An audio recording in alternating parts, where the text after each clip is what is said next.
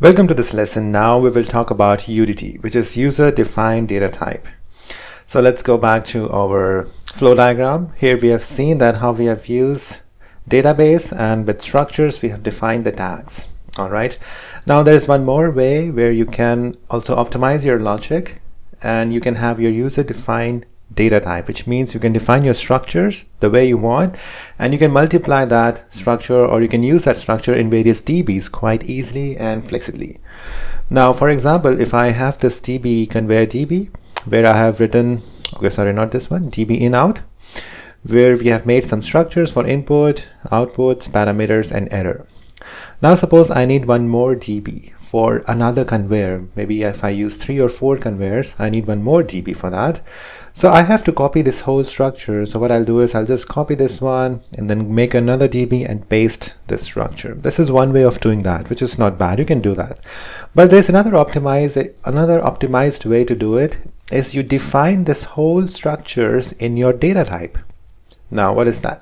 For example, we define, if you see here, these all are the data type: structure, time of the day, UDInt, UInt, USInt. These are all data type defined inside. But you can make your own data type so that you just enter your data type and all the structure are built automatically. Okay, this is quite easy and quite good way of programming. So let me tell you how we can do that. So for that, you need to go to PLC data type on your left and click on add new data type. Okay, once you do that, you can rename that. So let's say I will write conveyor, because I want to write a data type of conveyor. This is already existing. Okay, so I will write conveyor 2, because I already made one while I was testing it, conveyor 2. Now here what will come? Now you will go back to your DB in out and you just copy this. Actually, this is the easiest way, and paste it here. Now you have your whole structure here. Okay, now you will ask me what is the fun of copying that. I will tell you in a minute. I would like to rename this as UDT conveyor.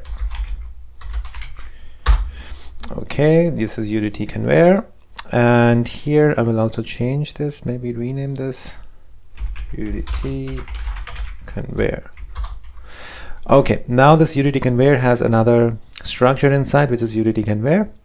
Or if you like, I can just maybe cut this one and paste here, so that we don't have to write conveyor twice. So in UDT conveyor data type, I had 4 structures. This is same as before: input, output, parameters, and errors. Okay, now what's the fun? The fun is when you go back to DB in out, and if I delete this, so my tag is conveyor underscore 1. Now here, this is the structure, you know, and instead of that structure, I can just write UDT conveyor. And after that, I have to compile my program, because UDT is not compiled yet. So let me compile. It also says you need to compile first. All right, once you compile, this error will go. And when you open this, you have the whole structure inside. Now this structure is being read from UDT conveyor data type here.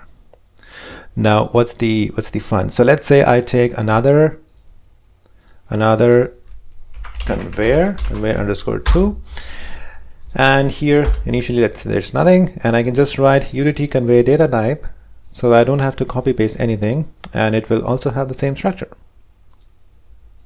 Isn't that beautiful? So wherever you want to have this whole structure for the conveyor, you can use it immediately. It will just read from this UDT conveyor data type. It's a kind of template. It is reading from here. Now, not only on this DB in out, if I make another DB, let's say add new, okay, not open, add new block. I take another data block and I write DB just for testing, DB test. And I go inside the DB test and I take conveyor 3. Okay, and here I can just write, or I can just take the data type UDT conveyor, and immediately I have all the structure. So this is the easiest way, because you preserve your data types in a predefined user-defined data type in UDT conveyor. So that's the benefit of using user-defined data types, so that you can quickly use it anywhere you want to use. Now another amazing thing is if I go inside this one, now we have defined the DBs. Let me compile it first again.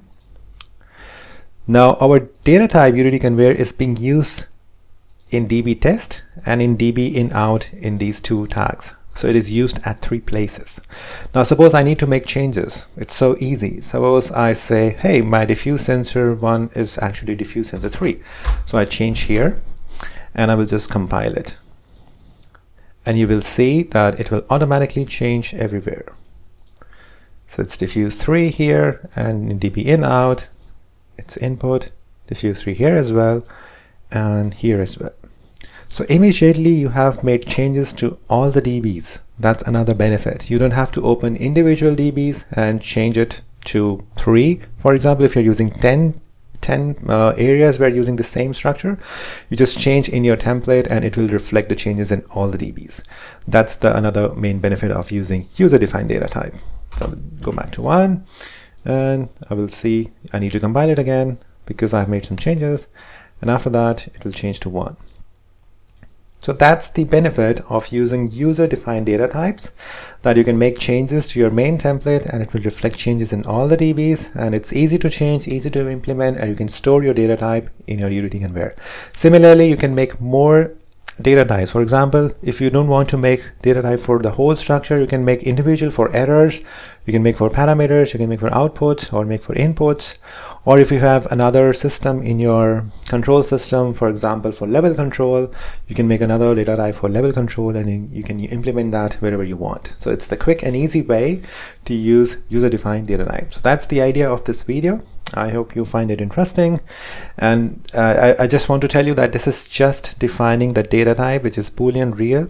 The tags are not defined in Unity. The tags are defined in PLC tags. That's a different thing. Okay, here we define the addresses. In Unity we don't define the addresses, we just define the name and the data type. Okay, so if I go back here, delete this one, DB in out, okay, we define this one, I will delete this one. So this structure, now if I have to link this structure again to my conveyor, let me see, I hope it is already linked. Go to main, yeah, this is already linked, conveyor 1 input x stop. So my structure is already linked. The only thing I made changes is that it is reading this data type from my structure Unity Conveyor instead of struct, which was before. All right.